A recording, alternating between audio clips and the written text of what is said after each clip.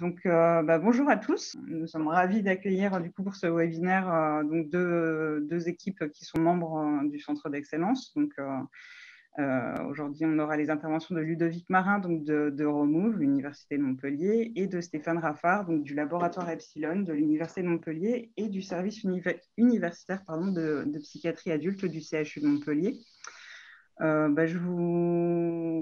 peut commencer tout de suite si vous le souhaitez, Ludovic Marin, si vous souhaitez faire votre partage d'écran. Très bien. Voilà. Tout le monde le voit. Oui, c'est parfait, merci. Parfait. Ouais. OK. Alors, donc je vais commencer par parler d'interaction sociale et plus précisément l'interaction sociale dans la motricité. C'est-à-dire qu'à chaque fois qu'on parle d'interaction sociale, le premier réflexe, c'est on pense le langage. Voilà, parce que c'est une forme d'interaction sociale qui est très commune. Sauf que quand on va un peu plus dans les détails, on se rend compte que plus de 80% de notre communication se fait par la motricité. Et c'est de ça dont je vais parler, donc c'est l'interaction sociale, mais motrice. Voilà, donc quand on regarde ensuite juste les trois photos qui sont présentées ici, ce sont des photos, personne ne bouge, etc. On ne connaît même pas les personnes. Pourtant, on est capable de voir, par exemple, ici, un geste. On sait tout de suite que la personne est contente. Une posture, quelqu'un qui a l'air embarrassé, ou les mimiques faciaux, quelqu'un une petite fille qui est en train de bouder. On ne connaît pas la personne, on ne sait pas ce qu'il en est. Pourtant, on est capable, rien qu'en voyant tous ces types de mouvements, on est capable de savoir ce que la personne ressent. Et c'est justement ça dont je veux parler, c'est de se dire de montrer que on peut voir dans le mouvement l'expression de notre. Alors, nous on appelle ça on peut dire l'état d'esprit, c'est plus simple, même si on dit l'état mental, mais ça fait un peu plus, c'est plutôt en anglais, hein, mental state, je vais peut-être plus prendre l'état d'esprit, mais c'est un petit peu ça. C'est-à-dire, comme on est, eh bien, ce que l'on ressent, ce que l'on pense, on peut le voir dans le mouvement. Et ça, c'est ce qu'on appelle l'embodiment. Alors, c'est un mot en anglais, le mot en français, ça a été traduit par incarnation, mais en français, incarnation, ça a une connotation un peu mystique, et puis dans certains cas même religieuse. Donc, pour éviter ce truc-là, je vais garder le mot en anglais, embodiment. En fait, qu'est-ce que c'est? C'est dans le corps, on voit l'expression de notre façon de penser. Et si vous regardez tout simplement ces photos, encore une fois, on a pas mal d'expériences, d'études qui ont montré que les émotions, que les représentations, les opérations cognitives, tout ça est représenté directement dans le corps. La preuve, si vous regardez en Blanche-Neige et les Sept Nains, comment on va représenter celui qui est timide? Eh bien, on va le faire bouger d'une certaine façon. Et là, tout de suite, tout le monde sait, c'est lui timide. Je vous prends un exemple très simple, au-delà de la recherche. Vous vivez avec quelqu'un, vous connaissez très bien, cette personne arrive, et tout de suite, vous êtes capable de dire, vous allez la voir, vous dites, mais tiens, aujourd'hui, j'ai l'impression que ça ne va pas. Et pourtant, dans cette fameuse interaction sociale, si cette personne utilise le langage, si elle a envie de vous en parler plus tard, elle dit, non, mais ça va, c'est bon, c'est bon, c'est bon. Et vous, pourtant, vous faites plus confiance au mouvement, parce que vous êtes capable, vous, de dire, non, je sais que ça ne va pas. Dis-moi ce qui ne va pas. Voilà. Et pourquoi? Parce que, encore une fois, c'est notre état mental. Donc là, cette personne était, par exemple, anxieuse. Eh bien, vous le voyez dans son comportement moteur. Voilà. C'est ça l'embodiment. Donc, si l'embodiment fonctionne bien sur les personnes contrôle, pourquoi ça ne marcherait pas sur les populations pathologiques? Et c'est un petit peu ce que l'on montre, et c'est ce que l'on fait dans nos recherches actuellement, et avec Stéphane Raffard ensuite, c'est de montrer qu'il y a un lien entre état mental et la motricité. Et si on est capable de faire ça, on peut même aller plus loin, être capable de discriminer des pathologies rien qu'en observant la motricité, par exemple. Donc, on va prendre une des expériences faites avec une population, la première population, de patients atteints de schizophrénie. Donc, on a pris 20 paires de patients et 20 paires de contrôle.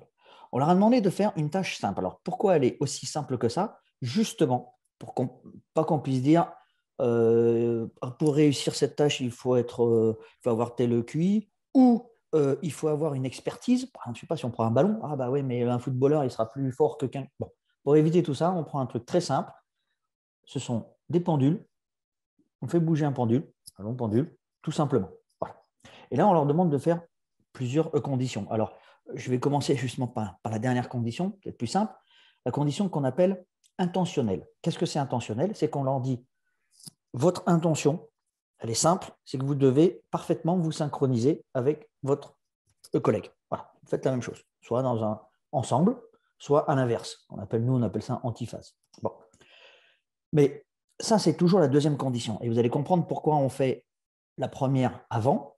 On appelle ça non intentionnel. Qu'est-ce que c'est que non intentionnel? C'est parce qu'on demande à la personne pendant 30 secondes, de regarder à l'opposé du partenaire, de bouger à son rythme propre, le pendule, et ensuite de regarder le pendule de l'autre, toujours on précise bien, toujours en bougeant à sa fréquence propre, à son rythme propre. Il se trouve que quand on regarde sur des sujets contrôle, dès que l'on fait ça, alors que ce n'est pas leur intention d'être synchronisés, dès qu'ils regardent le pendule de l'autre, ils se synchronisent et ils se mettent en phase avec leur partenaire. Et donc, vous avez compris, c'est non intentionnel tout simplement parce que ce n'était pas le but. Leur but, on leur a bien dit, le but de ta tâche, c'est de bouger à ton rythme. Voilà. Et dernière chose, c'est un peu long, j'explique ça, mais parce qu'après, comme je vais réutiliser le même dispositif, ensuite, ça ira plus vite. Ensuite, il y a quelque chose que l'on a fait, on a un peu rusé les patients, c'est-à-dire qu'on a fait en sorte, sans qu'ils s'en aperçoivent, de les mettre en position de leader ou de suiveur. Alors, vous voyez peut-être pas bien, mais il y a un poids sur les pendules, et en fonction de la position de ce poids, le pendule est plus ou moins lourd. Donc, pareil, toujours sur des sujets contrôle, ce que l'on connaît, c'est que quand ils ont des poids identiques, eh bien, ils le déplacent à la même vitesse. Alors si on prend toujours celui de droite comme référence, si celui de droite a un pendule dont le poids est plus haut, il va bouger le pendule plus vite. Et comme il va bouger le pendule plus vite, il va être en avance, il va être leader. Et à l'inverse, il est suiveur quand c'est là. Mais ce n'est pas quelque chose qu'on voit à l'œil nu. En revanche, nous, on a placé un dispositif d'enregistrement du mouvement à l'intérieur du poignet, ce qui fait que, de la poignée qu'on tient, ce qui fait que nous, on l'observe facilement avec nos données, on voit bien que la personne est toujours leader ou toujours suiveur, mais à l'œil nu, on ne le voit pas. C'est pour ça que je dis qu'on ruse un petit peu, c'est-à-dire qu'on peut les mettre dans une situation de leader sans qu'ils se rendent compte. Voilà le résultat. Quand c'est non intentionnel, eh ben, il n'y a pas de différence entre les patients et les sujets contrôle. Par contre, dès que ça commence à être intentionnel, c'est là qu'on voit des différences. On voit deux types de différences. Premièrement, ils sont moins stables. Les patients sont plus variables. Ils ont plus de mal à être parfaitement synchronisés. Et deuxième chose, alors ça a l'air un peu compliqué ce truc-là, c'est assez simple, c'est juste pour savoir s'ils sont en avance ou en retard, donc position de leader ou pas. Là, on a les trois conditions. Si on regarde ce qui est en blanc d'abord. En blanc, c'est le groupe contrôle, c'est exactement ce que je vous ai dit. Quand tout le monde a le même pendule, eh ben, on est synchronisé. Quand celui de droite uniquement est un pendule plus lent, eh ben, il est suiveur et donc leader quand il est le plus rapide. Bon. Si on regarde la population atteinte de schizophrénie, là on voit que quand ils sont suiveurs, ils sont fortement suiveurs. Ici, eh bien, ils sont quand même en retard, ils n'y arrivent pas à être parfaitement synchronisés. Et alors ici, on se dit, ah ben, c'est un peu près pareil. Non, parce que si on regarde bien, NS qui veut dire non significatif, veut dire que les patients, eux, eh bien, ils sont en retard parce qu'on va dire qu'ils sont comme s'ils devaient être synchronisés, alors qu'en fait, ils devraient être en avance. Voilà, donc ici, ce qu'on peut dire, c'est que ça devient presque une signature, comme les empreintes digitales, ou la pupille. Ben, ici, on peut dire qu'on a une signature propre à soi, une signature motrice de la schizophrénie, qui est définie par justement un problème intentionnel. Et pourquoi c'est intentionnel et pourquoi il y a cet embodiment? Parce que justement, ce qu'il faut comprendre, c'est qu'ils ont un problème d'attention, un déficit attentionnel. Donc, quand c'est non intentionnel, ils ne se focalisent pas dessus, ils font leur tâche simple, et bien, il n'y a pas de problème. Ils sont exactement comme les sujets contrôle. Par contre, quand on leur dit focalise-toi, dirige ton attention là-dessus, c'est là qu'ils ont un problème. Alors, pour aller plus loin et puis pour montrer que ce n'est pas spécifique à la schizophrénie, on s'est dit, on va prendre une autre population.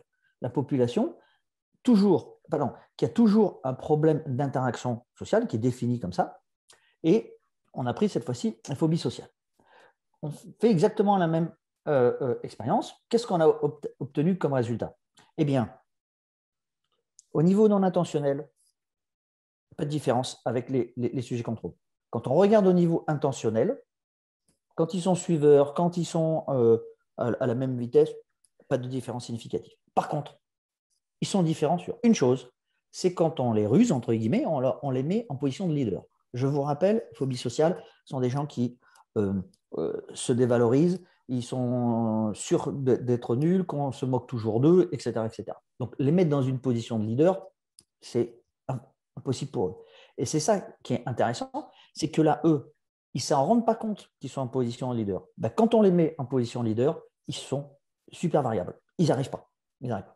Et quand et puis, on a fait aussi d'autres tests d'échelle psychologique, et on s'aperçoit que plus l'anxiété, donc plus cette phobie sociale était présente, plus ils étaient variables.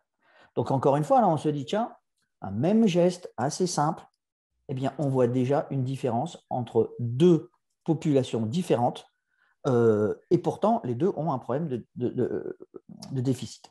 On prend une troisième, c'est les patients de syndrome autistique. Alors là, c'est un petit peu différent parce que, contrairement aux deux autres, ce n'était que les adultes. Ici, ce sont des adolescents.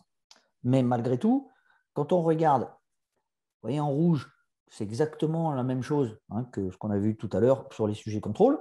Eh bien là, ils sont toujours en avance.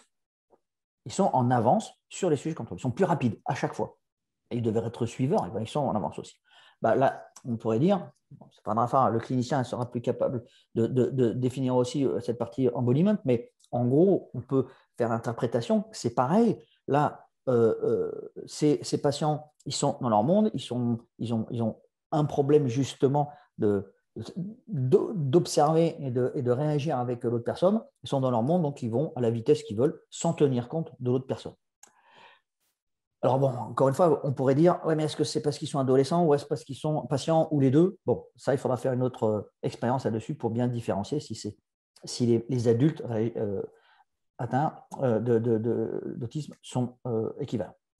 Alors, si on regarde bien l'ensemble de ces trois expériences, on s'aperçoit qu'il y a cette partie d'embodiment, on va dire, qui est confirmée même pour des patients pathologie, et que cette coordination motrice, alors nous on appelle ça, je vous ai dit, l'interaction sociale. Pour que ce soit plus clair, on pourrait dire interaction sociale motrice, pour enlever le langage, qui est quand même quelque chose de pertinent pour un peu observer et comprendre on va dire, ces pathologies. Une des perspectives qu'on a mis en place, c'est de se dire quelles sont une des causes du déficit schizophrénique. J'ai bien dit une des causes parmi plusieurs. Alors, comme on est Euromove, donc sur le mouvement, donc on continue sur le mouvement, on a fait la même expérience, mais cette fois-ci, on a pris ce qu'on appelle des first degree relatives, c'est-à-dire des gens proches dans la famille, donc ça pouvait être des frères, sœurs, etc. Là, on a pris des parents de patients atteints de schizophrénie. Je dis bien que ce sont les patients sont les enfants. Eux, ils ne sont pas du tout, les parents ne sont pas du tout diagnostiqués comme étant atteints de schizophrénie. On les a comparés à d'autres patients, d'autres parents d'enfants qui ne sont pas atteints de schizophrénie, mais et qui ont le même âge. Qu'est-ce qu'on regarde au niveau des résultats? À première vue, quand c'est non intentionnel, pas de différence, et quand c'est intentionnel, pas de différence. Dans un sens, c'est normal, parce que comme je vous l'ai dit juste avant, ces personnes-là ne sont pas atteintes. Ils ne sont pas diagnostiqués comme étant atteintes de schizophrénie. Tous les essais duraient 60 secondes. Mais on a fait quelque chose un peu particulier. On a découpé en deux. On a analysé leur mouvement. On a découpé en 30 secondes. Et là, quand on fait cela, on trouve quelque chose d'assez particulier. C'est qu'on retrouve exactement les mêmes résultats que l'on a observés avec leurs enfants. C'est-à-dire, premièrement, ils sont beaucoup plus variables. Quand c'est intentionnel, ils sont beaucoup plus variables. Et, si vous vous souvenez, ça, c'était le schéma de tout à l'heure. Donc ça, si on voit bien celui des patients atteints de schizophrénie, eh bien, si on regarde les parents, eh bien, ça ressemble à ça. Et à peu près. Il y a une petite différence ici, mais c'est à peu près. Donc ici, certes, la différence, comme ils ne sont pas atteints de cette pathologie, ils ont pu compenser sur les 60 secondes, mais il y a une partie qui montre, qui est présente, et c'est ce que l'on appelle l'endophénotype de cette pathologie. Alors, voyons tout ça, on peut se dire, est-ce qu'on ne pourrait pas trouver un moyen de compenser cette perte d'interaction sociale et d'aller plus loin, c'est-à-dire d'augmenter la performance de la relation sociale. Alors, là, je vous présente juste rapidement une expérience et ce sera ce que va faire encore plus détaillé Stéphane Raffard ensuite. Mais une des premières, c'était de se dire, voilà, je vais reprendre l'idée de l'embodiment. Vous vous souvenez, l'embodiment, c'est tout simplement si on a son état mental qui est modifié, par exemple, comme je vous ai dit, votre partenaire qui est anxieux, par exemple, et ben, ça se voit dans son corps. Et ben, imaginez maintenant, on arrive à changer cet état mental en lui donnant un peu plus de sociabilité, donc, plus proche, plus sociable. Peut-être qu'à ce moment-là, on serait capable de voir les patients être en mesure de réaliser des gestes, d'avoir une motricité identique à celle de personnes saines. C'était un petit peu l'idée, un peu folle, mais c'est un peu l'idée.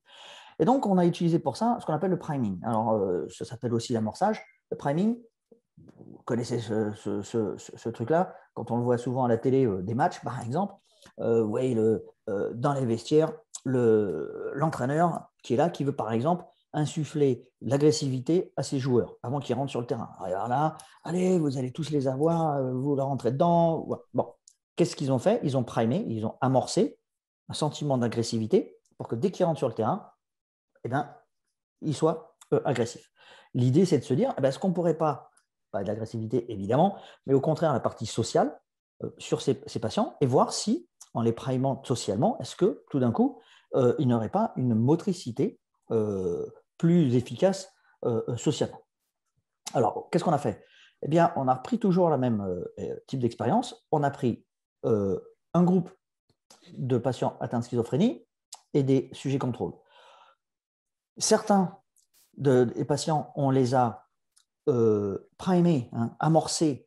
Alors, on appelle ça prosocial, c'est-à-dire on leur a donné des mots social, c'est-à-dire, par exemple, collaboration, équipe, partenaire, etc. D'autres, ils ont été, c'était neutre, donc en fait, c'était des mots banaux, banal, tout simplement, le truc, voilà, une table, une chaise, ce que vous voulez.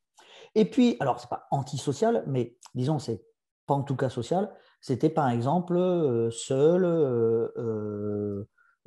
indépendant, autonome, etc. Pareil chez les sujets contrôle. Dès qu'on a fait ça, juste après avoir primé, on leur a demandé de faire cette tâche et voir ce qu'il en était. Je vous présente rapidement juste les résultats. Quand ils sont pas, quand c'est quelque chose de neutre, c'est comme s'ils n'étaient pas primés, il y a une différence, ce qu'on a vu depuis tout à l'heure. Quand c'est pas de façon sociale, c'est pareil, ils sont toujours différents. Par contre, ce qui est intéressant, c'est que quand on les a primés socialement, eh bien, ils se rapprochent du comportement des sujets contrôle. Et la dernière chose aussi que je vais vous montrer qui est très intéressant, c'est qu'on a posé quelques questions à la fin de cette expérience. On leur a dit, voilà, les personnes avec qui, le partenaire avec qui vous avez fait cette expérience, est-ce que vous avez aimé cette personne? Est-ce que vous voudriez passer plus de temps avec cette personne? Voilà, ce type de questions. Alors voilà ce qu'on a trouvé. Juste pour rappel, ici c'était le patient ou le sujet qui était apparié. Et puis, donc celui-ci était toujours primé. Celui-là n'était pas primé. Alors, c'est sûr, quand on demande à cette personne-là qu'est-ce qu'il pense de celui-ci n'était pas primé. Donc, quelle que soit la solution, ils n'ont pas amélioré ou pas le sentiment d'affiliation. En revanche, quand on demande à cette personne, elle n'a pas été primée, mais eux, ils l'ont été. Quand on dit qu'est-ce que vous pensez de cette personne? Eh bien, deux résultats super intéressants. Premier résultat d'abord, ils ont trouvé tous les sujets qui ont été primés positivement, socialement, mieux, positivement, ils l'ont mieux jugé.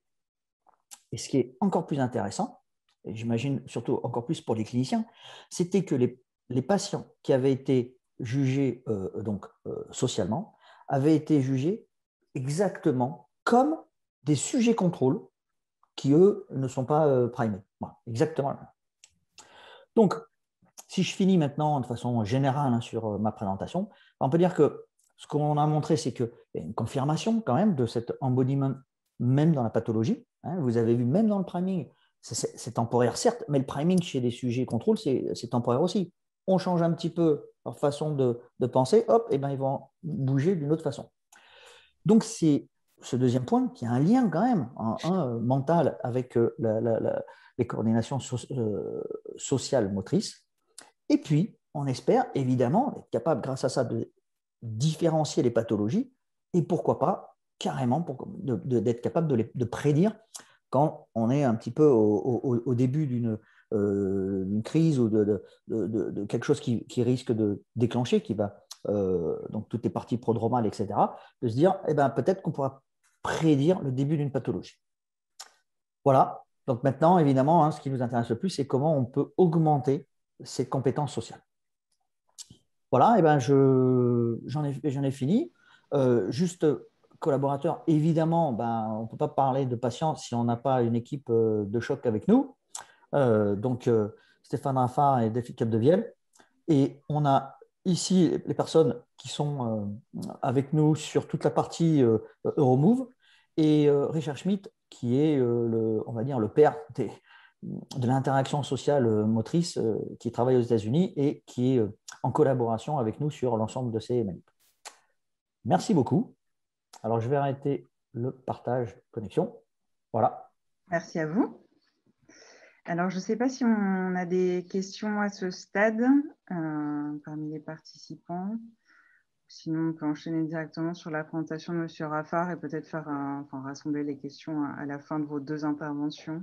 Si, une oui. Question peut-être, Roxane Audoyer, je suis psychiatre au Centre Source Autisme à Toulouse. Alors, j'associe plutôt, mais ça m'évoque beaucoup. Il y a souvent, moi je trouve qu'il y a une signature motrice dans l'autisme, il y a une démarche un peu particulière, quelque chose d'un peu singulier. Et je demandais jusqu'à quel point, même très tôt, chez les autres enfants ou les pères neurotypiques, ça pouvait jouer aussi sur l'interaction sociale. Enfin, il y a des phénomènes de rejet ou de mise à distance et je me demandais si cette motricité un peu particulière, ça ne jouait pas déjà dans l'interaction, dans ce que la personne renvoyait à ses pairs neurotypiques. Votre question, c'est si déjà dans les familles, dans les parents, on voit un comportement spécifique qui fait que ce comportement peut jouer sur les enfants, c'est ça ? Non, alors souvent on se dit que dans l'autisme, il y a un déficit de la cognition sociale et que du coup, ça peut entraîner un rejet par les pairs. Mais moi, je me demandais si on ne pouvait pas parfois, qu'il n'y avait pas une dimension presque motrice il y a une signature motrice, une démarche un peu particulière qui renvoie peut-être quelque chose à l'extérieur de singulier et qui impacte la relation aussi, qui est peut-être un facteur aussi à prendre en compte. Oui, Si. Parce qu'on on s'est rendu compte que, quelle que soit la personne avec qui vous interagissez, vous modifiez votre comportement. On ne peut pas s'empêcher. Et puis, on en avait parlé souvent d'ailleurs avec Stéphane, parce qu'il fait beaucoup d'entretiens en tant que clinicien. Il disait que même quand on est persuadé de réagir toujours de la même façon, etc., quel que soit le patient, c'est pas possible. On ne s'en rend pas compte, mais on modifie en fonction de la personne. Même si on ne l'aime pas, même si ce n'est pas une histoire d'aimer, pas aimer. Hein, voilà. Et donc, évidemment, si je reviens à votre question, c'est presque sûr qu'il y a une modification de ces pairs, comme vous dites, en fait, ce qui renvoie à l'extérieur, ce qui renvoie aussi aux enfants, et enfin, sur l'ensemble, quoi. Et encore une fois, là, je ne suis même pas en train de dire que les parents ont un déficit, c'est pour ça que leur enfant devient autiste. Pas du tout. Hein. Non, c'est juste que on réagit différemment. Et il y a une jolie expérience, bon, c'est pas très joli, mais bon, c'est une expérience, justement, elle fait un peu mal au cœur, on va dire celle-là plutôt, mais jolie pour les résultats, que Stéphane Raffin a conduit il n'y a pas longtemps. Là, simplement en faisant croire aux gens, disant, voilà, ici, c'est quelqu'un qui est atteint de schizophrénie, celui-ci, c'est quelqu'un qui est atteint de cancer. Et quand on demande à la personne comment réagir, eh ben, elle va réagir différemment si c'est quelqu'un atteint de schizophrénie ou quelqu'un de cancer. Alors que ce qui était mis en face, c'était exactement la même personne. En gros, il n'y avait pas de différence, il n'y avait pas d'atteinte de cancer ou de schizophrénie, c'était les mêmes. Mais rien que, et pourtant la personne n'était pas en face, ben rien que là déjà, on a ces représentations qui font qu'on va aussi modifier son comportement. Merci. Steph? Oui, pour parler de ça, moi, ma spécialité, c'est plus la schizophrénie, hein, et je reprends exactement ce que disait la collègue, c'est-à-dire que cette notion de bizarrerie du contact, hein, dont on a souvent entendu parler, c'est exactement ça. Les gens ne se rendent pas compte, ils font souvent des jugements, on dit qu'il y a quelque chose qui cloche, et il est certainement probable, mais ça, par contre, ce serait vraiment très, très intéressant d'évaluer. Là, on a une étude qu'on est en train de mener, j'en parlerai un petit peu après, avec Ludo sur un projet, mais globalement, certainement que le comportement moteur vient gêner, en fait, il y a certainement que le comportement moteur de certaines pathologies avec troubles sociaux fait que ça ne fit pas. Vous savez, le problème de coordination, c'est que quand les gens sont bien coordonnés, ils s'apprécient. Et donc, ces déficits de coordination vont automatiquement entraîner une appréciation moins positive de l'autre personne sans qu'on s'en rende vraiment compte. Donc, c'est exactement ce que vous disiez, c'est-à-dire que si on a des problèmes et certainement d'ailleurs qui se représentent avec certaines zones cérébrales qui sont des neurones miroirs, etc., il est certain que le comportement moteur que vous avez en face de vous va influencer le fait que vous allez vouloir vous affilier. Donc, certainement que, et ça, c'est perçu à une manière totalement non consciente. Donc, absolument, comme on sait que les troubles spectre autistiques peuvent être évalués avant 1 an par certains types de comportements et autres, ce serait super intéressant de voir en effet comment les enfants très tôt avec du TSA peuvent ou pas, ou de quelle manière ils se synchronisent lors d'interactions sociales, et que certainement, je suis persuadé que les enfants, en effet, ce qui fait entraîner l'isolement social, voient que ça ne fit pas, qu'il y a une espèce de social glue qui n'est pas en place, qui entraîne le rejet social. Absolument. Ça, c'est certainement, ce serait vraiment à tester. Après, la question, c'est comment mesurer de la synchronie motrice. Certainement pas avec ces tâches. Certainement, ce serait plus intéressant, c'est avec des observations. On met les enfants en interaction et on peut, par certaines méthodes, rien que de l'observation, regarder, ou même, nous actuellement, ce qu'on fait, c'est du point-like display. C'est un projet qu'on a où, en fait, on va mesurer une interaction sociale. On va enlever le visage des gens parce que des fois, il peut avoir une influence là-dessus, notamment au niveau de réduction des affects. Et on va juste faire du point-like display et lors d'interaction de patients avec schizophrénie. Et on va faire coter ça par des gens pour voir si juste le comportement, ça n'a jamais été fait. Hein. Il y a un papier comme ça qui a été fait dans l'autisme adulte, voir si simplement un comportement, sans qu'on cherche si c'est un diagnostic ou un trouble mental, fait que les personnes perçoivent qu'il y a quelque chose qui cloche. Et ça peut être un bon moyen. Je pense que ça pourrait être un bon moyen, c'est de faire du point-like display sur des enfants avec des troubles du spectre autistique très tôt, de prendre des enfants avec par exemple sur l'eye tracking, voir s'il y a des modifications d'observation ou sur des tâches de décision pour voir si en effet il y a une perception chez les autres enfants normotypiques de comportements anormaux. Ça serait vraiment intéressant de voir. Ouais. Voilà. Ok, merci pour ces pistes. C'est vrai que c'est passionnant. Indeed. Du coup, on peut peut-être passer à votre présentation, Monsieur Raffard. Ok, bien sûr. Alors, ok. Putain, normalement, ça va être marrant. J'arrive toi à choper. Je mets ça en. Ouais. Ok, alors, rapidement, hein, je vais essayer de parler un petit peu, moi, plus de schizophrénie. Je vais suivre tout à fait ce dont a parlé Ludovic Marin. Donc, je vais parler un peu des déficits sociaux dans les troubles du spectre schizophrénique, globalement, et je vais essayer de parler un petit peu des perspectives, notamment que nous apportent à la fois les sciences du mouvement, notamment ce concept d'embodiment, et aussi les nouvelles technologies. Hein. Voilà, je vous présenterai vraiment des résultats préliminaires, notamment des résultats aussi exploratoires et de faisabilité. On en est là, notamment robotique et agent conversationnel incarné de type ce qu'on dit Avatar. Okay. Donc, très, très rapidement, hein, je parle des troubles des interactions sociales. Souvent, quand on parle de schizophrénie, les gens vous disent « Ok, hallucination, idée délirante », mais il est maintenant extrêmement clair que les troubles des interactions sociales sont au centre et sont un symptôme clé, un problème clé rencontré chez un nombre important de personnes qui ont reçu ce diagnostic. Et les manifestations des troubles de la communication sociale au sens large se manifestent à travers différentes variables. Ce que je disais précédemment, hein, ce qu'on retrouve dans la description des premiers psychiatres autour de cette entité, c'est-à-dire la notion de bizarrerie de contact. Donc, hein, c'est exactement ce que je disais précédemment. Souvent, les gens, vous leur dites, mais quand je suis en interaction avec certaines personnes qui ont un diagnostic de schizophrénie, il y a quelque chose qui fait un peu bizarre. Pas chez toutes les personnes, mais chez un certain nombre de personnes. Et notamment l'étude qu'on avait faite avec Ludovic Marin et toute l'équipe, notamment sur la question du priming social, montre que certainement qu'il y a un fort lien entre mouvement et notamment mouvement et coordination interpersonnelle. Et ce que disent les phénoménologues allemands, ils ont parlé beaucoup de ça, hein, de cette question d'être avec, qu'il y a quelque chose qui cloche. Et globalement, certainement que les comportements moteurs de certaines personnes qui ont reçu un diagnostic de schizophrénie viennent jouer quelque chose de fondamental. On a aussi d'autres manifestations des problèmes de communication sociale, l'anédonie sociale, hein, certains patients, entre guillemets, qui rapportent avoir moins de plaisir à être dans l'interaction sociale. D'autres manifestations, très souvent, c'est l'isolement social. Les personnes qui ont reçu un diagnostic de schizophrénie souffrent d'isolement social.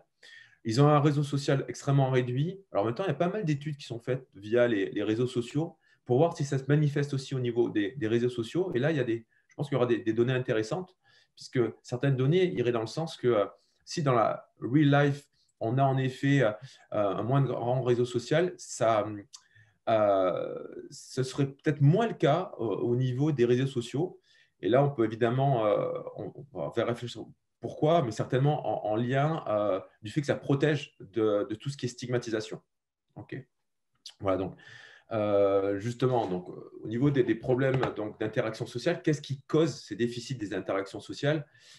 Il y a de nombreux facteurs, nombreuses variables, à la fois des symptômes négatifs, c'est-à-dire que les gens ont des problèmes de motivation. Donc, si vous êtes moins motivé, vous avez moins envie globalement d'interagir avec les autres. Les compétences sociales, hein, c'est des choses assez similaires ce qu'on retrouve avec les troubles du spectre autistique, hein, du fait de l'apparition précoce d'un certain nombre de symptômes, notamment les symptômes négatifs qui apparaissent souvent avant les symptômes positifs. Symptômes négatifs à motivation, etc. Les symptômes positifs, c'est tout ce qui est hallucination et idée délirante. Les personnes qui ont reçu un diagnostic de schizophrénie ne vont pas développer des compétences sociales normales, notamment via l'imitation avec les pairs adolescents. Okay, donc, il y a souvent un problème de compétences sociales qui peut expliquer ces déficits d'interaction sociale. On a aussi, alors là, c'est la grande mode depuis 10-15 ans, la cognition sociale. C'est évidemment tout ce qui est théorie d'esprit, attribution et autres. Bon, ce n'est pas très clair toujours ce qui se passe dans la schizophrénie, on y reviendra un peu. Il y a ce qu'on oublie souvent et ce que les cliniciens parfois oublient, c'est l'anxiété sociale, j'y reviendrai. L'anxiété sociale est le trouble anxieux numéro 1 au niveau de la prévalence dans les troubles du spectre schizophrénique. La symptomatologie positive aussi, les gens ils ont des problèmes d'interaction sociale parce qu'ils pensent que le voisin lui en veut ou fait partie d'un complot. Et ce qui est extrêmement important aussi, évidemment, je vais en retard, tout ce qui est stigmatisation. Bien voir qu'il y a un déficit d'interaction sociale aussi qui vient des autres. C'est-à-dire que dès qu'on sait que vous avez un diagnostic de schizophrénie, les gens ne se comportent plus exactement de la même façon, tout simplement du fait des représentations sociales souvent très, très fausses, comme les schizophrènes sont dangereux et potentiellement agressifs, ce que les données montrent que ce n'est absolument pas le cas. Okay, voilà. Alors, ce qui est important de voir, et Ludovic en parlait précédemment, une part très peu étudiée, mal étudiée au niveau de la communication et des compétences sociales dans les troubles du spectre schizophrénique concerne les comportements non verbaux. Ludovic vous le disait précédemment, 80% de l'information passe par les comportements non verbaux et ça a été très longtemps totalement sous-évalué et sous-étudié, et c'est encore actuellement sous-étudié. Or, on le voit bien par exemple, les affects émoussés qu'on peut rencontrer dans les troubles spectre schizophréniques via la réduction des expressions faciales, alors souvent secondaire au traitement antipsychotique, mais pas que. On a aussi une réduction des gestes co-verbaux. Ça, on avait travaillé, on avait publié un papier avec Ludovic sur le sujet en comparant avec les phobies sociales. Les gestes co-verbaux, c'est quoi? C'est les gestes qui accompagnent, qui apportent de l'information lorsqu'on parle, sont réduits. On a aussi des troubles de la posture. Et croyez-moi, encore une fois, quelqu'un qui a des troubles de la posture en face de vous, et on peut retrouver ça aussi, par exemple, c'est intéressant dans tout ce qui est cérébrolésion. Là aussi, c'est extrêmement important. On peut avoir des fois des espèces de sentiments un peu de bizarrerie, entre guillemets, avec certaines personnes qui ont des cérébrolésions du fait d'hémiplégie ou de troubles de la posture.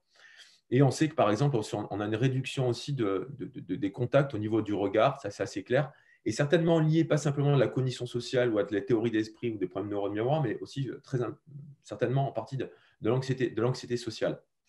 Alors, ces comportements non verbaux ont une importance fondamentale, comme le disait précédemment Ludovic, dans l'interaction. Et c'est un très beau papier. Il y a des travaux de Marie Lavelle qu'on a eu le plaisir d'inviter il y a quelques années, qui ont montré que ça se répercute totalement dans le comportement des autres. Encore une fois, c'est vraiment un cercle vicieux. Et cette étude qui a été publiée par Marie Lavelle montre que la réduction des comportements non verbaux, en fait, modifie le comportement chez les psychiatres qui reçoivent les patients. C'est-à-dire que le fait qu'il y ait moins de comportement va entraîner chez les médecins psychiatres, chez les cliniciens quels qu'ils soient d'ailleurs, c'était des médecins psychiatres, mais c'est absolument la même chose certainement dans tous les autres groupes professionnels de santé mentale, une réduction des comportements. Et surtout, moins il y avait de comportements non-verbaux entre la dyade, moins bonne était l'alliance thérapeutique. Donc, on est exactement dans ce que disait Ludwig Marin sur l'action d'embodiment, c'est-à-dire qu'une réduction, une moindre qualité au niveau des comportements non-verbaux entraîne ou est associée à une réduction de la qualité de l'alliance rapportée par les protagonistes. Donc, on est vraiment dans cette question d'embodiment. OK ? Alors, quand on regarde la littérature scientifique actuelle, qu'est-ce qu'on peut faire pour réduire le déficit d'interaction sociale dans les troubles du spectre schizophrénique? Alors, il existe heureusement plusieurs options thérapeutiques. La première sont les habiletés sociales. Donc, j'ai mis quelques papiers sur le sujet. On a des bonnes méta-analyses. Les habiletés sociales doivent être un traitement de première intention. Ils sont vraiment, l'efficacité est clairement démontrée pour réduire les déficits d'interaction sociale. Je vous renvoie au dernier papier qui est sorti il y a un mois sur un autre sujet, sur le sujet des habiletés sociales. Enfin, il y a plein de papiers, mais méta-analyse montre que clairement ça marche. Il faut le mettre en place, évident. Voilà. Psychothérapie, oui, ça marche, mais surtout sur le composant anxiété sociale. Évidemment, les thérapies comportementales et cognitives. On a aussi des données d'efficacité. Voilà, après la question, c'est il faut qu'on trouve des thérapeutes formés aux thérapies comportementales et cognitives, ça, et qui veulent travailler avec les symptômes psychotiques. La remédiation à la cognition sociale, bah, oui, ça marche, mais là aussi, je renvoie vers un dernier papier qui vient de publier. Il y a des choses qui marchent et des choses qui ne marchent pas du tout. Ce qui marche, en gros, c'est d'avoir des approches totalement intégratives et de pas se cibler sur une seule variable. Sinon, ça améliore la variable, par exemple, la théorie d'esprit, mais ça ne généralise pas la vie quotidienne. Il faut vraiment des approches totalement intégrées et centrées sur la vie quotidienne, ça marche mieux. La pharmaco, bah, on n'a pas beaucoup d'efficacité. On sait très bien, ni les antipsychotiques, ni les symptômes négatifs, ni les antidépresseurs marchent sur les symptômes négatifs. Et à un moment, on a un peu rêvé sur la question de l'ocytocine, vous savez, intranasale, ça a été la grande mode, c'est encore la grande mode. Il y a un gros papier qui vient de sortir dans Perspective in Psychological Science, qui n'ont pas très, très bien fait et qui dit clairement que toutes les études actuellement ça publie dans des gros journaux, mais ça ne se reproduit jamais, très faible échantillon et on n'a aucune preuve d'efficacité. Ça veut dire que ça ne marche pas, mais en tout cas, ça demande à être testé à grande échelle et avec des méthodes expérimentales plus sérieuses. Voilà. Et puis évidemment, il y a l'approche communautaire et le soutien social. Ça, on sait que quand vous êtes seul et isolé, le soutien social est un fort vecteur d'amélioration des interactions sociales. Voilà. Donc ça, ce sont les choses qui marchent. Voilà. OK. Donc, ceci étant dit, mais comme vous l'avez vu, ça cible beaucoup les habiletés sociales. Les habiletés sociales, c'est plutôt engager une conversation, maintenir une conversation, regarder dans les yeux, c'est bien. Mais on a très peu d'interventions globalement dans la littérature qui, même j'en ai trouvé aucune vraiment étude randomisée contrôlée sur le comportement non verbal. Donc, c'est-à-dire, en gros, on n'a rien. Alors que toutes les données montrent que c'est bien beau la cognition sociale, c'est bien beau d'avoir du soutien pour travailler sur la solitude, bien sûr, super, impeccable, ça n'enlève pas, mais les comportements non verbaux sont extrêmement prédicteurs de la qualité des interactions, de la volonté de s'affilier, et il n'existe absolument rien. Donc, on a vraiment un primat des interventions d'habileté sociale et cognition sociale, ce qui n'est pas un problème, mais clairement, il y a un manque dans la littérature et au niveau des interventions pour les personnes qu'on accompagne. Et un problème aussi extrêmement important, c'est ce que disait Ludovic, qui est fondamental, c'est le principe de la bidirectionnalité.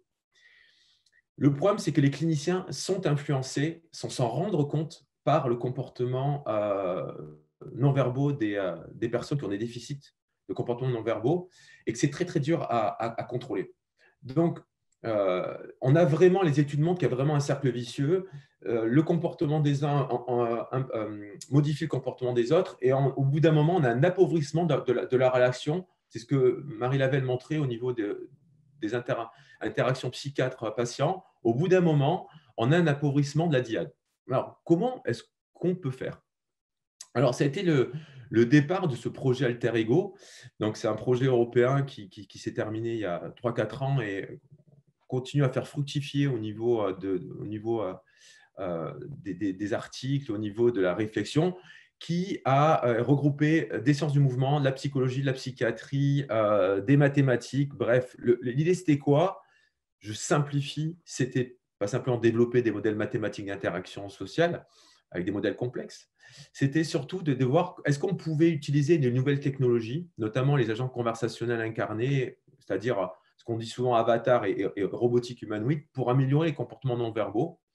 Voilà. Et c'était déjà tester ça, tester l'acceptabilité dans les troubles du spectre schizophrénique avec des personnes et ensuite voir si potentiellement on pouvait développer des interventions. Alors, pourquoi des agents conversationnels incarnés et pourquoi ce serait fondamentalement et très important dans la communication non verbale? Globalement, les agents conversationnels incarnés permettent de produire des feedbacks sociaux simplifiés. C'est extrêmement important. Je ne suis pas revenu sur la littérature, mais souvent, les personnes qui ont des troubles, notamment de cognition sociale qu'on retrouve dans les troubles du spectre schizophrénique, chez certaines personnes, chez tout un, encore une fois, ont des déficits à reconnaître les émotions faciales. Donc, si vous avez des expressions, et souvent dans la vie sociale, les expressions faciales sont complexes. Ce n'est jamais un sourire très simplifié. Donc, il y a des fois des déficits de reconnaissance sociale. Et quand on a des déficits de reconnaissance, on a tendance un peu à ne pas comprendre tellement les choses dans les interactions. Vous connaissez tous bien ça dans dans les troubles du spectre autistique. Et l'intérêt de certains agents, c'est de produire des expressions, notamment faciales ou gestuelles, non verbales, simplifiées entre guillemets. Une autre donnée qui est super importante, c'est qu'il s'adapte. C'est-à-dire qu'un agent conversationnel ou un robot humanoïde ne va pas être influencé par le comportement et les troubles des comportements non verbaux. Et ça, c'est extrêmement important. Ils peuvent s'adapter en temps réel. Donc, c'est-à-dire qu'il y a vraiment des possibilités que permettent ces agents conversationnels incarnés que ne permet pas l'être humain de par le fait qu'il soit un être humain qui est influencé par les réactions bidirectionnelles par l'autre. OK ? Alors, on a mené plusieurs séries d'études, je vous en parle rapidement. C'est que déjà, on s'est posé la question, c'est que, OK, on a décidé de dire, est-ce que les expressions faciales pouvaient améliorer des comportements non verbaux, des tâches de coopération chez les personnes affectées de schizophrénie? Voilà, ça c'est vraiment ce qu'on a étudié. Mais on s'est posé la question déjà, c'est est-ce que les personnes avec schizophrénie arrivent à reconnaître les expressions faciales simplifiées produites par des robots humanoïdes? Alors globalement, on a fait des tâches de reconnaissance d'émotions faciales extrêmement simples, où on voulait juste savoir est-ce qu'ils reconnaissent c'est positif, négatif. Et on a comparé ça avec des photos d'êtres humains. Voilà, hein, et on avait des tâches de temps de réaction et positif, négatif. Là, vous voyez, on a une photo d'iCub et la personne va dire est-ce qu'il exprime une émotion positive ou négative? OK. Et pareil chez les êtres humains. Donc, c'est un papier qu'on a publié il y a déjà pas mal de temps, en 2016. Hein. On va vite. En gros, globalement, ce qui a été hyper important, c'est que globalement, ils reconnaissent assez bien. Par contre, une question qui était hyper importante, c'était la question de mind perception. C'est quoi? C'est le fait que les patients ou les contrôles attribuaient une âme, notamment, ou la capacité de vivre des émotions, d'expérimenter des émotions au robot. Et ça, en fait, ça a assez perturbé dans certains cas les personnes. Quel que soit le participant au contrôle, il n'y a pas de grosse différence là-dessus. Et c'est toute la question de l'uncanny valley, c'est toute la question de l'apparence des robots. Ça, c'est clair que c'est quelque chose qui peut perturber. Nous, on l'a vu chez les patients comme chez les contrôles. Et on a juste montré quelque chose d'important. Enfin, important, c'est spécifique de la schizophrénie, c'est les symptômes négatifs. Voilà. Plus il y avait des symptômes négatifs, plus ils avaient du mal à reconnaître avec précision la valence émotionnelle, à la fois des robots et des contrôles, mais il n'y avait pas de grande différence. Globalement, c'était plutôt quelque chose de positif. On a des déficits de reconnaissance faciale, mais le fait que ce soit un robot n'impacte pas trop. Il n'y a pas de grosse différence. OK ? On a fait une seconde expérience. On a dit, OK, bon, ça marche pas mal. On va voir donc si on fait une tâche de coopération. La tâche de coopération, c'était une tâche de synchronisation. Hein. On est vraiment dans des approches hyper expérimentales. Entre robots, un groupe de patients avec schizophrénie, un groupe de contrôle.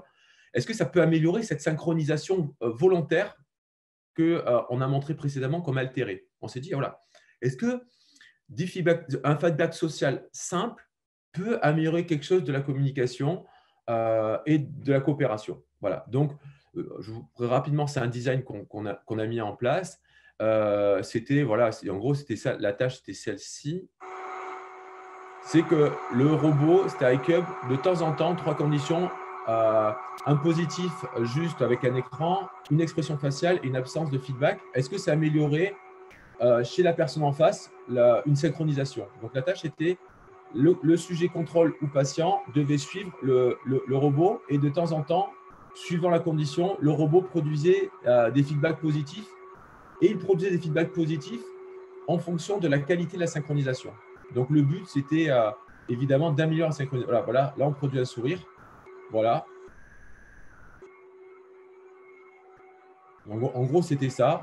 Alors, qu'est-ce qu'on a montré? Premièrement, c'était juste, hein, c'est le premier papier sur une tâche expérimentale avec des robots dans la schizophrénie. On a montré que déjà, toutes les personnes avaient accepté, on n'avait pas eu de rejet. Et ce qui a été intéressant, c'est qu'on avait montré, on a montré que les patients attribuaient plus d'agentivité à iCub. Donc, il y a quand même quelque chose spécifique à la pathologie schizophrénique qui n'était pas lié à la symptomatologie, on n'a pas trouvé. Alors, peut-être qu'on n'avait pas une puissance nécessaire, on n'avait que 20 et quelques sujets. Mais globalement, les patients attribuaient plus un état d'agentivité.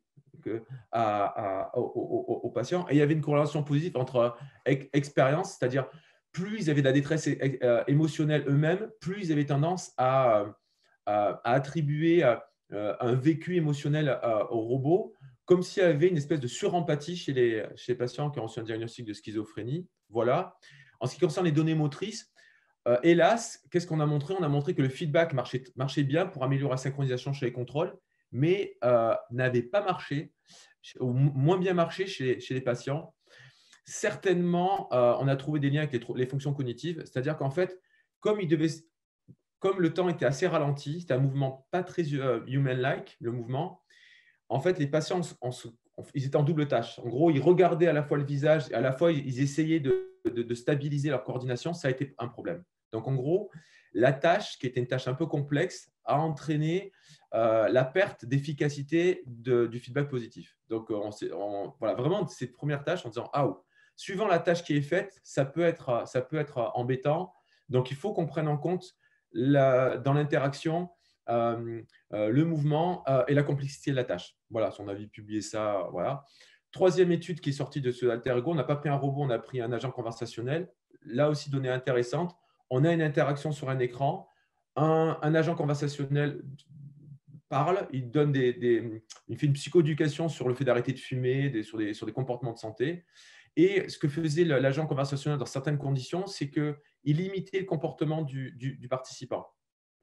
Et avec 3-4 secondes de délai, entre 2 et 5 secondes, il imitait. Par exemple, au moment où le participant bougeait, le participant bouge, et régulièrement, l'avatar, entre guillemets, l'agent conversationnel, imitait. Donc, c'est quoi? C'est basé sur le principe que plus on imite quelqu'un, mais il ne faut pas que ce soit perçu par l'autre, meilleur il y a une affiliation. L'imitation améliore, le mimicry améliore l'affiliation chez celui qui contrôle. Et on a voulu voir si, en produisant chez un agent conversationnel une imitation non perçue par le patient, ça améliorait l'affiliation. C'est ce qu'on a montré. Hyper intéressant, c'est-à-dire qu'en modifiant les comportements non verbaux de l'agent conversationnel, on améliorait le sentiment qu'avait vécu la personne pendant l'interaction. Et c'était la même chose chez les patients et contrôle. Et en plus, il y avait un désir de continuer l'affiliation dans un contexte ultérieur. Donc, c'était plutôt positif. On s'est dit, on peut manipuler les comportements non verbaux, ce qu'on ne pourrait pas faire avec les êtres humains. Les patients, dans ce cas-là, ils sont réceptifs. Ils sont réceptifs, mais ce qui est intéressant, c'est qu'il ne faut pas qu'ils aient une tâche complexe à faire. Et là, il n'y avait pas de tâche, ils écoutaient juste. C'était une conversation normale. Et l'avatar, de temps en temps, imitait le patient sans que celui-ci s'en rende compte et le contrôle. Donc, voilà, c'était plutôt intéressant. Donc, voici les données qui sont vraiment sorties, entre autres, je simplifie, de ce projet Alter Ego. Et donc là, actuellement, on continue, notamment avec ces histoires de synchronisation. C'est le projet Sherpa, où on a toute l'équipe du SUPA, de Remove et Riles Mostafawi, qui est roboticien informaticien à Cergy-Pontoise, et sur lequel on travaille avec Nao sur la question de l'activité physique. Est-ce que, je ne rentre pas là-dedans, gros problème d'activité physique chez les personnes qui ont reçu un diagnostic de schizophrénie. Problème, ils ont beaucoup de barrières à faire du sport. Il y a peu de coachs formés. Est-ce qu'un robot coach pourrait intéresser les patients? Et surtout, est-ce qu'un robot qui se synchronise avec le patient sans que ceux-ci se rendent compte pourrait améliorer l'intention de pratiquer l'activité physique et à moyen ou long terme? Voilà, donc c'est ce qu'on a fait. Alors, globalement, c'est ça. Hein. On a publié un premier papier là, cette année, là, en 2021. Donc, vous voyez, ce qui se passe, c'est qu'on demande dans plusieurs conditions de faire des mouvements des bras, bref, une tâche d'activité physique. Et dans des conditions, le robot imite, suit, en fait, se synchronise avec le participant. Donc, notre idée, c'est qu'un robot qui va se synchroniser, à condition qu'il ne soit pas perçu comme se synchronisant, pourrait potentiellement augmenter l'envie d'affiliation et augmenter potentiellement la motivation à faire du sport. Donc, on a traité les résultats. Donc là, on a publié un premier papier là, juste pour montrer qu'un robot pouvait bien synchroniser avec des patients, qu'on avait installé en tout cas une intelligence artificielle, entre guillemets, qui était tout à fait capable. Ça, c'est tous les travaux des informaticiens de l'ISOBIN qui ont fait un super boulot. Donc, d'implémenter ils savaient le faire. Et ça fonctionne bien avec dans situation non intentionnelle, encore une fois. En non intentionnel, c'est impeccable. Ça se fait automatiquement, ça marche très bien. Et on a les données sur la motivation. Je vous les donne les premiers résultats. C'est globalement, c'est très positif. Globalement, les patients en baseline ont moins envie de faire du sport. Mais ça, on le savait, versus les contrôles. Par contre, ce qui est intéressant, c'est que au fur et à mesure, donc en tout, ils ont 9 minutes d'interaction d'activité physique. Ils interagissent dans conditions synchro et non synchro. À la fin, l'évolution est la même chez les contrôles et participants. Il y a une petite baisse de motivation. Au bout de 9 minutes, c'est important. C'est assez intense, faire des squats. Mais globalement, on a 75% après 9 minutes d'interaction qui continuent d'avoir envie d'interagir et de faire du sport avec Nao. Donc déjà, c'est… Alors, et ils montrent, et les données en évaluant, ils disent qu'ils veulent continuer jusqu'à 20 minutes, 30 minutes, il n'y a pas de problème. Il y a plus de personnes qui veulent continuer à faire du sport. Donc, globalement, ils acceptent bien. Faire du sport avec un robot, ils sont motivés. Ils sont un peu moins motivés que les participants de contrôle, il n'y a pas de souci, mais ça évolue de la même façon. Et surtout, on a trouvé une condition, c'est-à-dire qu'en condition synchronisation, ils ressentent plus d'émotions positives. Et cette émotion positive prédit l'intention de faire du sport avec Nao. Donc, globalement, on a un effet de la synchronisation sur l'intention de faire de la synchronisation, pas chez les contrôles, parce qu'en fait, ils ont perçu que le robot synchronisait, et elle passe, le médiateur, entre guillemets, c'est le fait qu'ils se sentent mieux. Donc, ils se sentent mieux, ils ont envie de faire du sport. Donc, on a un effet de la synchronisation.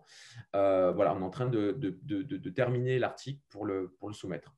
Voilà, merci à tous pour votre attention, et voilà.